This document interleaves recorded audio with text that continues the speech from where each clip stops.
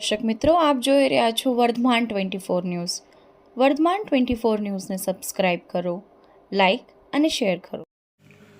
લખતર પાંજરાપોળ પાસે માટીની પાળો નાખી દેવાતા ગંદા પાણીનું તળાવ ભરાયું. લક્ષ્મીપરા શેરીના લોકોની અનેક રજૂઆત છતાં ગ્રામ પંચાયત દ્વારા કામગીરી નહીં કરાતા માટી નાખી દેવાઈ. લખતર ગ્રામ પંચાયતમાં મહિલા સરપંચ દ્વારા ચાર સંભાળ્યા 2 વર્ષ થયા ત્યારથી લખતર ગ્રામ પંચાયત દ્વારા અમુક વિસ્તારમાં વિકાસના કામ કર્યા છે, બાકીના વિસ્તારના વિકાસના નામે શૂન્ય છે. ત્યારે લખતર ગામના જાગૃત નાગરિકો દ્વારા લખતર બંધનું એલાન આપવામાં સાથે રેલીનું આયોજન કર્યું હતું. છતાં લખતર ગ્રામ પંચાયત મહિલા સરપંચ અને તેમની જગ્યાએ વહીવટ કરતા તેમના પતિના પેટનું કે સરકારના કોઈપણ ઉચ્ચ અધિકારીઓનું પેટનું પાણી હલતું નથી. સરકાર દ્વારા જાહેર કરવામાં આવ્યું છે કે ચૂંટાયેલા મહિલા પદાધિકારી સદસ્યની જગ્યાએ કોઈપણ પુરુષ દ્વારા વહીવટ કરવો નહીં.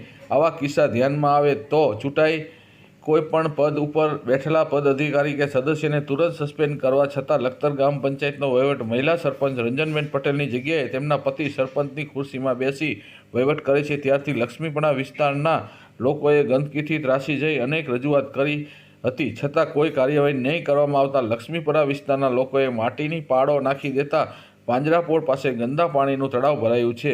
માટી નાખ્યાને 15 દિવસ કરતાં વધારે સમય થઈ ગયો, છતાં ગ્રામ પંચાયતના નિંદાધીન તંત્રને પેટનું પાણી હલતું નથી. રિપોર્ટર વિજય જોશી, લખતર, વર્ધમાન 24.